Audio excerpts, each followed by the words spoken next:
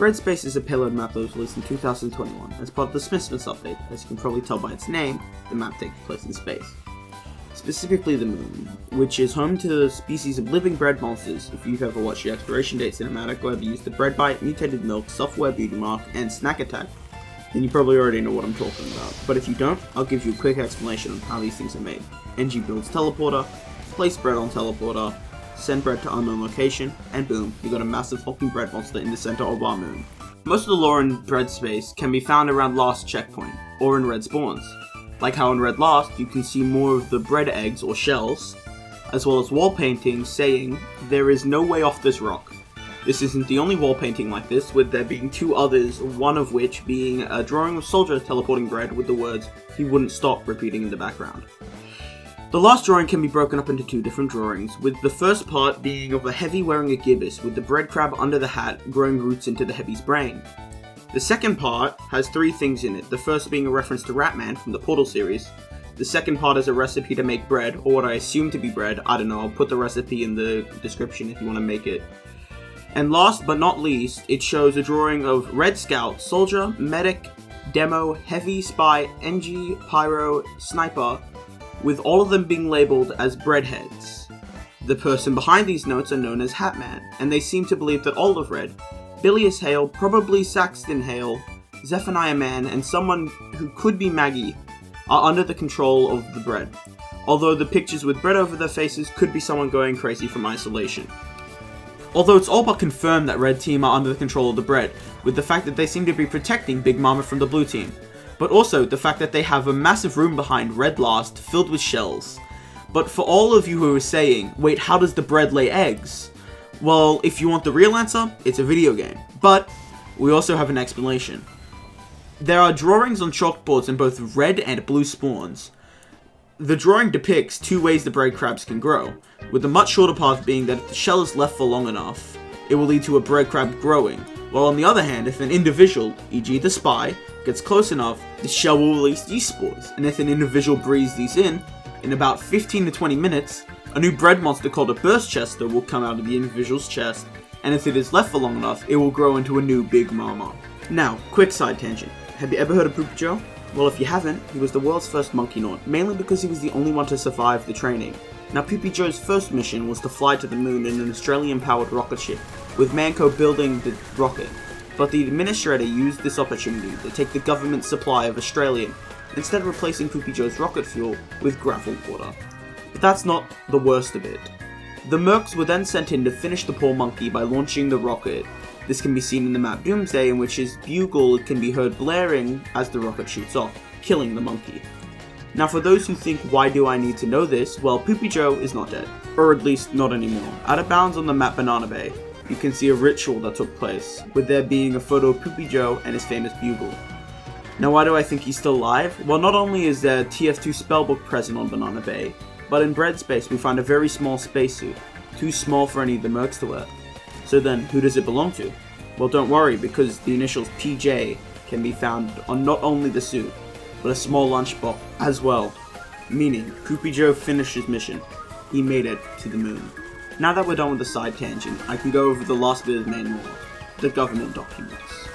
Specimen Fatty was examined December 16th, 1969, 10 AM EST, by W.B. Blair MD, R.D. Copper MD, and J.P. Fuchs MD.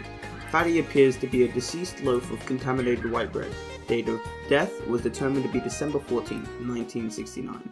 The cause of which appears to be crushing via the weight of its own swollen acidic tumors. Most of Fatty's biomass had accidentally been destroyed. Dr. Copper and Dr. Fuchs were mortally wounded during the autopsy, where one of the larger tumors had popped, releasing a large quantity of acid into the room. Dr. Fuchs has been burnt almost completely, while Dr. Cooper had lost both his arms, soon passing to blood loss. Recovery of medical examination took approximately 2 hours and 40 minutes.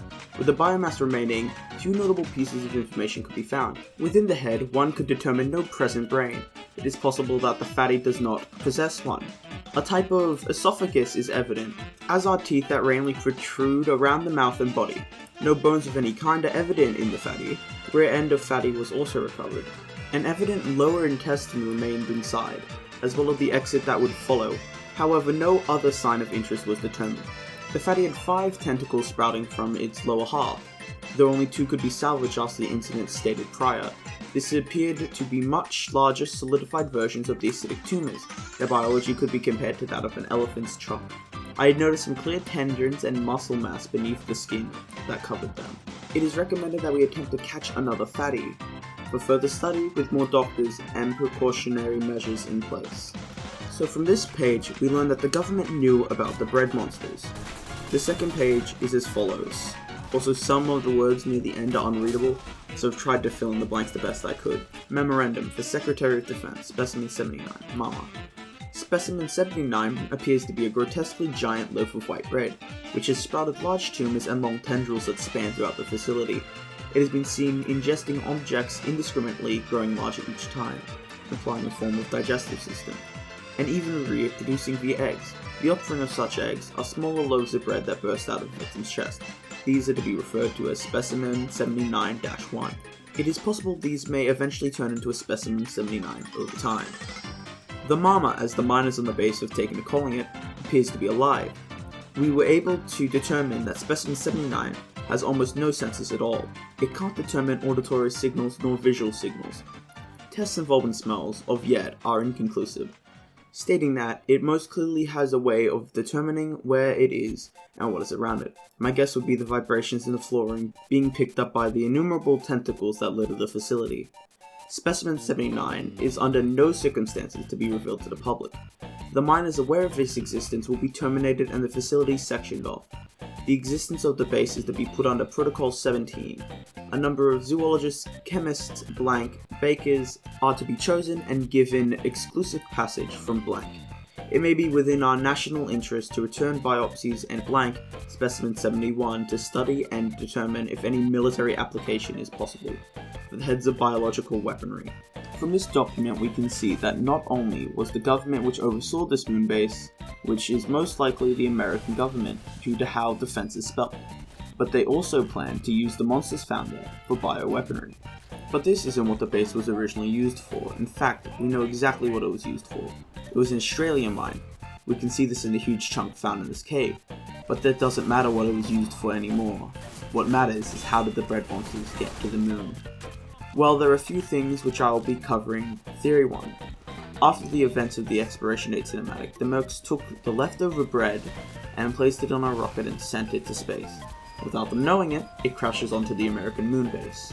Theory 2. While Soldier was teleporting bread, he teleported it to the moon. Now how could this happen? Well, the company which makes the teleporters are called Telemax Corporation, which is part of the TF Industries. This company may be supplying the government with teleporters to easily get to their moon base. Now Soldier, during the 3 days in which he was teleporting bread, he could have tapped into a secret teleporter frequency and sent them a little present.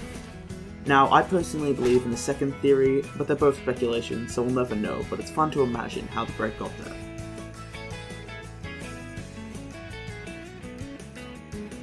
So, what do I think? I think the map of Breadspace was once an American-Australian mine on the moon, but on one day, while the Mercs were living what they thought would be their last days, Soldier was teleporting bread.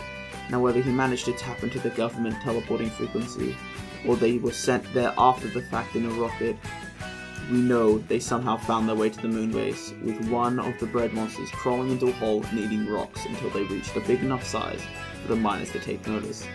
With another bread monster being found, causing the death of 2 doctors, the government soon stepped in to try and study the monsters, to see if they could weaponize them. But instead of risking any more scientists, they decided to hire the Team Fortress Mercs to do their dirty work. But while on the base, Red Team becomes infected with the breads, with the government removing all ways off the base to contain the spread, leaving Blue to kill the main threat, Big Mama, so they can easily take out the rest of the bread monsters. The Red Team, under the control of the bread, fight back to stop Blue from killing Big Mama. But I feel that this fight will go on forever. If Blue wins, someone new will fall victim to a burst chester and grow into a new Big Mama. If Red wins, Blue will try again, and again, and again. You can see this in the wall art of a rocket with an X over it. Hat-Man knows they can't escape it. And the Mercs are stuck to their fates of fighting one another forever and ever.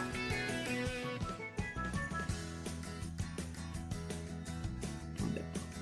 Hey, if you're still here, thanks for watching. I'd just like to let you know that I appreciate you watching this video all the way to the end. It was really hard to make, but I enjoyed it a lot actually, and it's quite different from what I normally make. If you want to see more videos like this, then hey, hit the like button and tell me what you want me to make. And hey, thanks again for watching my entire lore breakdown of Breadspace.